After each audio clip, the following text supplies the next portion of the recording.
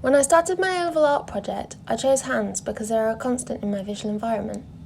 These initial sketches represent the shift into a mindset of aesthetic obsession with my new subject. I collected imagery of hands that resonated with me, from artists online, from adverts, from magazines. I used this foundation of ideation to set out my intentions in a proposal and set off to research. I learned about the rich variation in the portrayal of hands throughout pre-Renaissance art, from the Cueva de la Manos to the Egyptians, to the Byzantine icons, to the Romans. I painted the acrylic study because I was inspired when I learned about the spiritual symbolism of this hand pose. I taught myself about the anatomy of hands. I even watched a video of a dissection. Flesh, perspex, acrylic, graphite. I imagined peeling back the layers of complex structure. Anatomical research naturally led me to Da Vinci. I drew studies from his manuscripts and found translations of his findings. Like him, I was fascinated to learn that one of the flexor tendons actually passes through a gap in another. I did a cool tone painting in oils when I found out that the warm tones we see these days are from discoloured varnish. For a study of his study of hands, I replicated his metal point technique by drawing with aluminium wire. A contemporary anatomical artist I then discovered was Michael M. Hensley. I liked how he used his knowledge of the hand's intricate mechanical structure to inform depicting expression.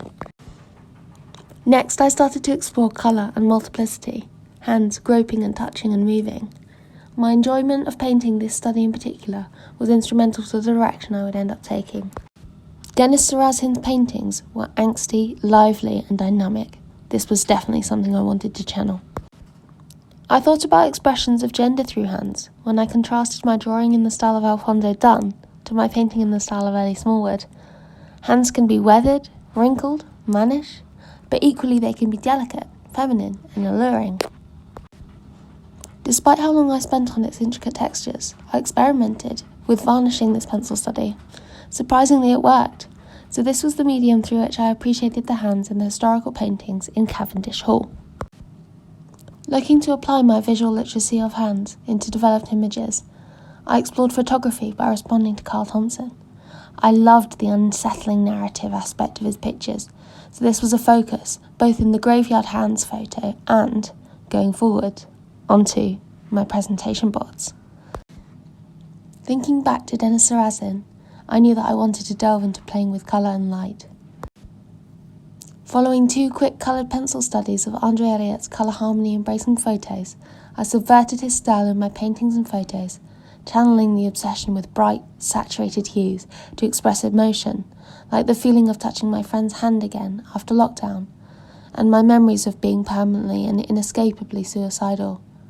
I explored how the form of the hand is described by different lighting environments. Candlelight, the bright neon light of the ATM, searing sunlight through netting. I had a particular infatuation at this time with rim lighting, secondary lighting, interesting shadow shapes.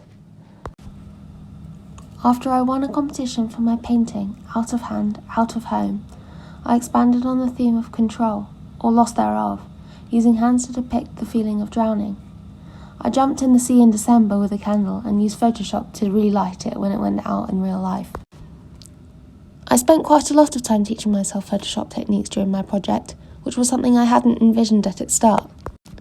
This was all too well though, because once I'd invested a little more time in media, approach and stylistic experiments, this was the tool I used to test out different compositional arrangements of my final photo shoot for my final piece. Though I had hitherto worried that my project had consisted of endless unwoven tangents, it became clear to me, at this point, that every avenue of exploration was channeled into the final piece. There was no aspect of it that was not utterly considered and engineered. In theory, my A-level project is now a closed sketchbook. However, the journey of artistic self-discovery that it entailed will continue to inform my creative practice.